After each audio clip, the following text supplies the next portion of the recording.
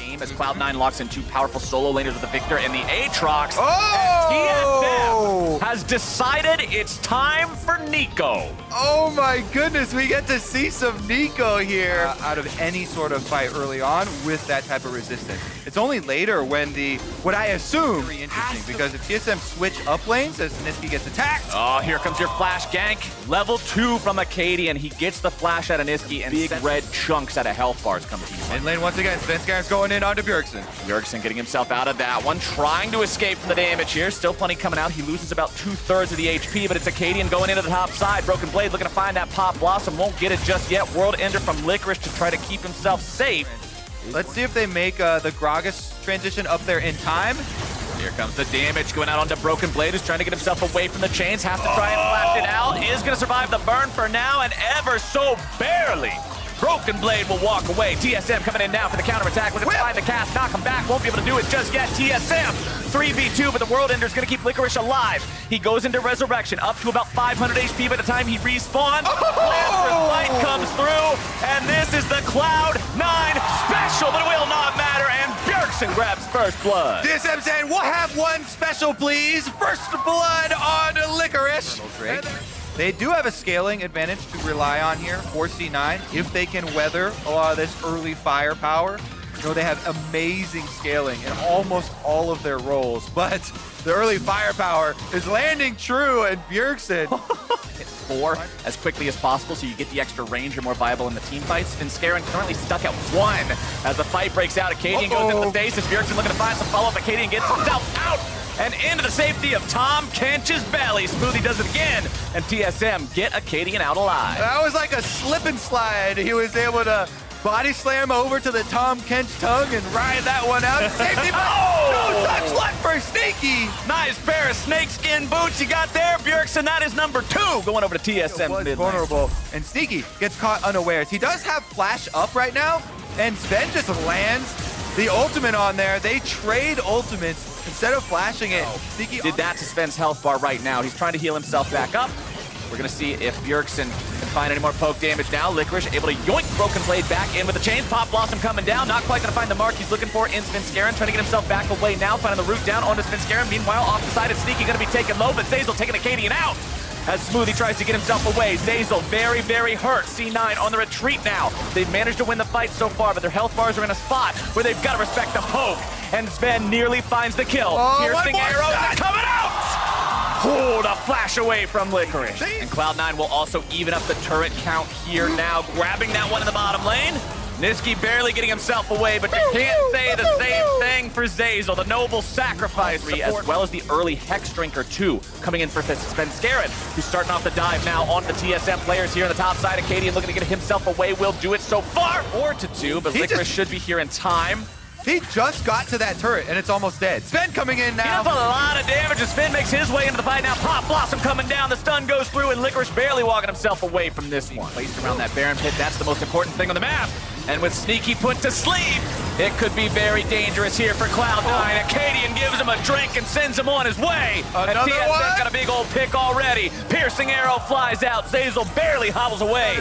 They can't really take it very well, but teleports can't be canceled. And remember, that means you're going to be drowsy as soon as you show up. Licorice tries to buy some time. Instead, he just gets resurrected immediately. Acadian going to be taken down to half. More damage flying out. Here comes a pop!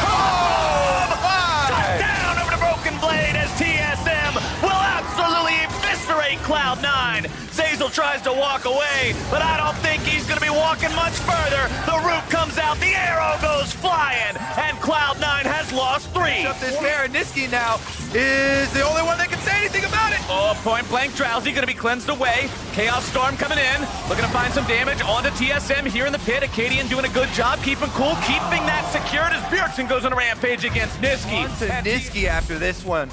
The game just exploded.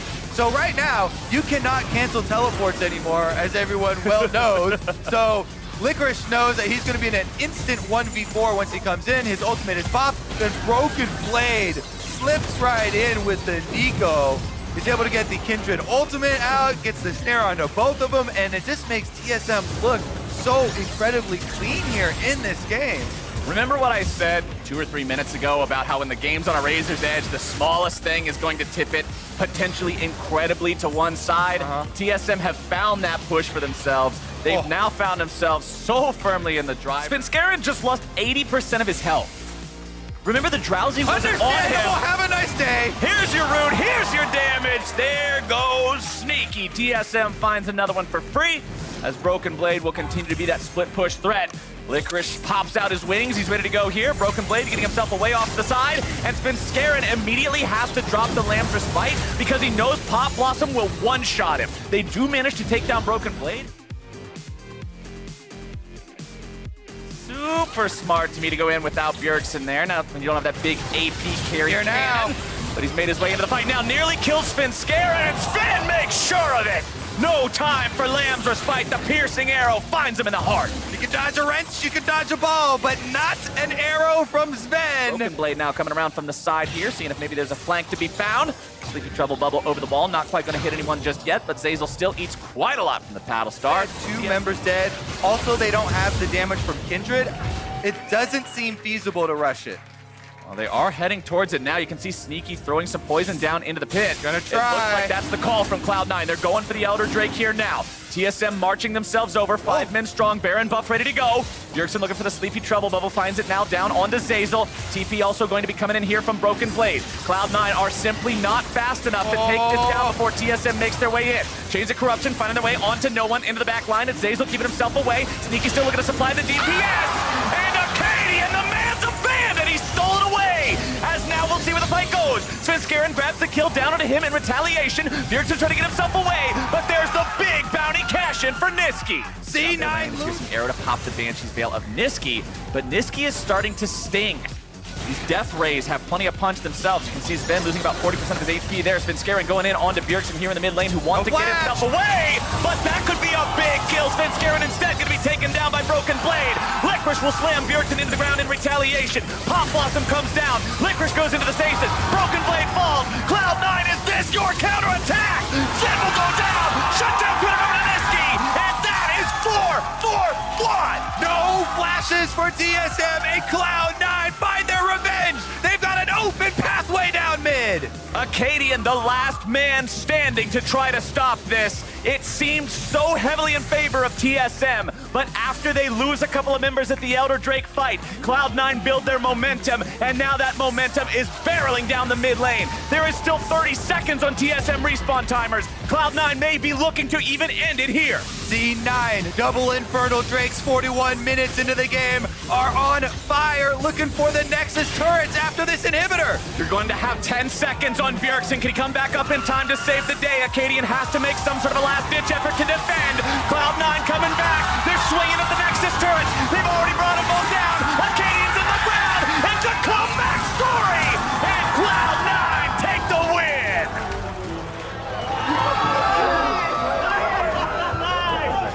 This game delivered, Captain Flowers. Holy fuck, good job.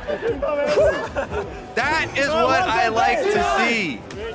You said you were thinking about making a PokeComp 101 class with Professor Kobe and using this one as the example. This is like acing everything throughout the entire semester, and then you fail the final. It was so close and so well done from both sides, trying to take the small opportunities that were open to them. Incredible turnaround there from C9 as well. TSM controlled the early game, snowballing very effectively, finding their skill shots, landing their poke damage. But in the end, Cloud9 pull out the fight at the Elder Dragon, burn the flashes, get the bounty, and then with the hard engage, defending their inhibitor turrets, find the run back. And you can see some reactions there. Svenskeren getting hyped up as Cloud9 manages to finally find their fight. They got on top of Bjergsen, and the lack of flashes was enough to make it so TSM couldn't maintain that distance.